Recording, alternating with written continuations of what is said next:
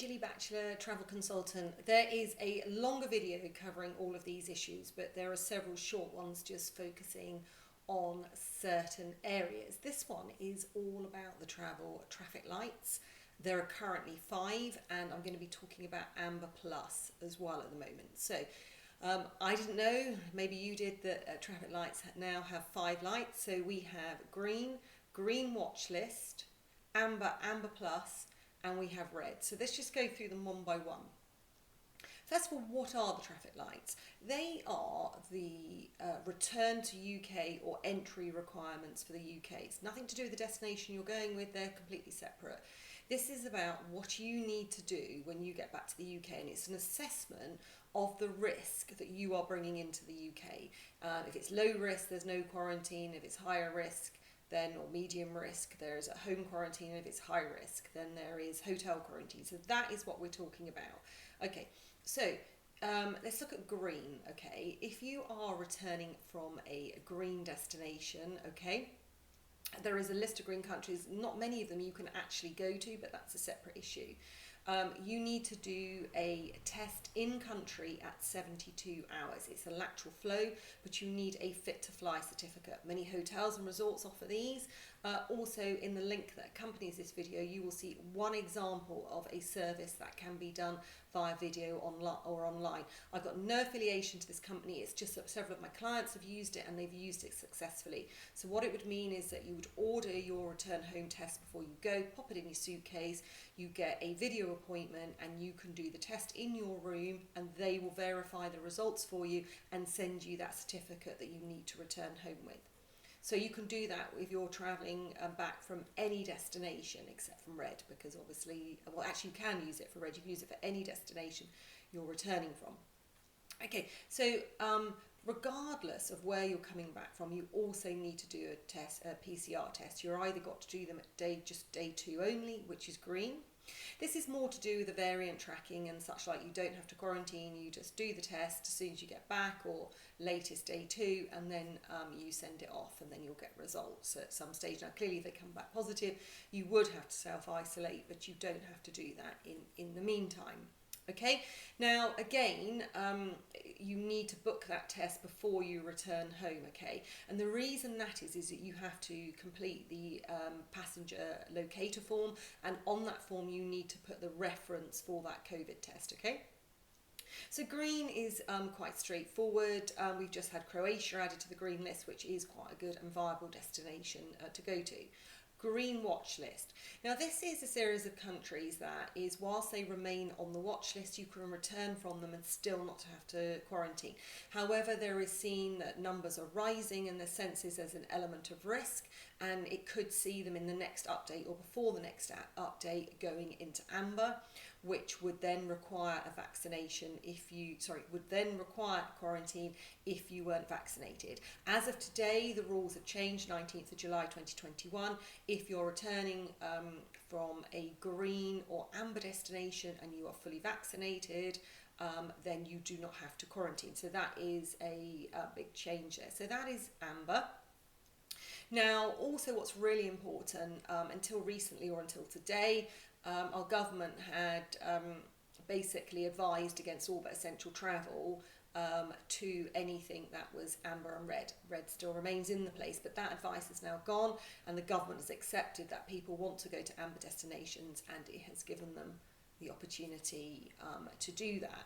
So amber, we now have a distinction between fully vaccinated and not fully vaccinated. If you are fully vaccinated and travelling, and you're travelling with children that are under 18, that's 1 to 17, doesn't include 18-year-olds, they can return with you as part of your bubble, and they don't have to quarantine. They have to test as well before they come back for 72 hours, and they have to test at day 2, and they have to complete that passenger locator form. Now, I'm making this video really because about Amber Plus, because this came out of nowhere. Amber Plus now only refers to France, and I know there's been a lot of negativity about this, but I actually feel quite positive about it, because what it means is that if we see, or the government sees the risk profile of a destination that's in amber, we don't have to go straight to red. We've got a bit of an interim. So now my advice to anyone really is don't travel to France, because there is now a genuine risk that that destination could go red if the situation deteriorates. However, if you're travelling to, say, for example, Greece, which is amber, we now have an amber plus status, and whilst it's not ideal, you would have to come back and quarantine for 10 days regardless of your vaccination status. You're not quarantining, in a hotel.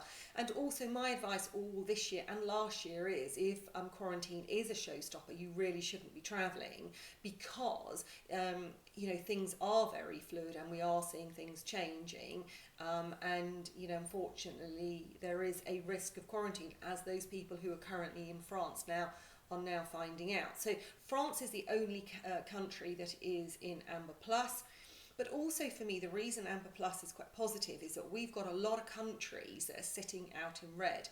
The UAE is quite a concern as well for us at the moment, because we've got Dubai and Abu Dhabi in there, which are big interconnecting hubs, and we really need them to go amber, or even if we could get them into Amber Plus temporarily, that would be enormously helpful to start to open up some of these long haul gateways.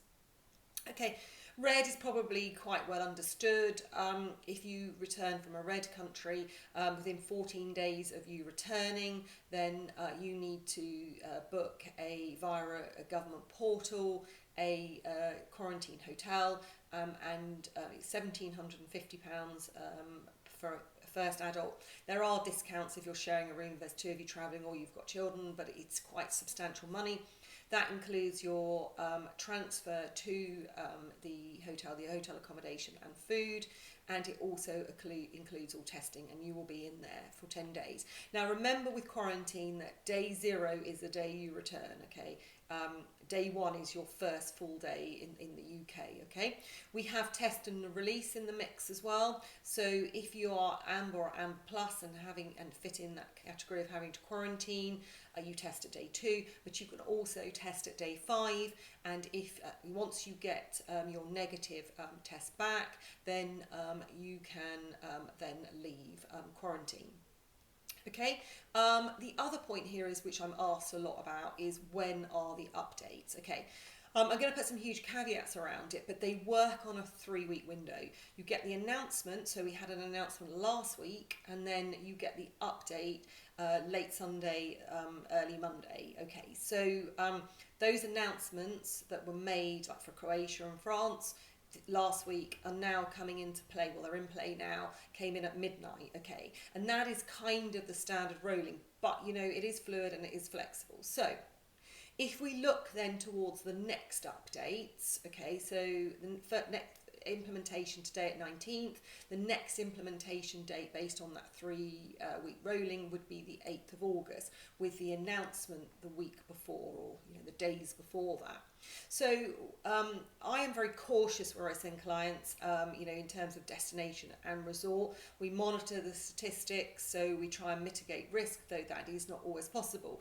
But if you travel between that 3-week window, so if you were departing any time now and returning between the 8th of August, it's not guaranteed, but it is the most low-risk time to travel if you were travelling green watch list, or amber if you're fully vaccinated, if you're concerned about having to quarantine on your return. Huge caveats here. The government seems to be setting its own timetable, though it has said it'll update every 3 weeks, and if it thinks the risk profile is too high, then it will make switches within those 3 weeks. So just be mindful. But we have access to the data and we monitor them, so that is why I'm very selective about where I recommend to my clients, because we don't want it to slip into Amber Plus or into red. And I think certain destinations, we can see that's the route of travel, if you'll pardon the pun. Okay, I hope that's useful to you. So a couple of things: if you're travelling at all out of the UK when you return, before you come back, every person has got to do this 72-hour test before they come back. Okay, and everyone has to fill in a passenger locator form, and everyone has to do at least 1 PCR test, and some of you up to 3. So green watch list, PCR test day 2. Amber, without vaccination, it's PCR test 2 and 2 and 8, and you can elect to do a 5, which is a test and release. Okay, no test and release with red. Okay, you're doing those 10 days regardless. Any questions, reach out to me. This is accurate at the time of going. If you need anything else, then let me know. Take care, guys. Bye for now.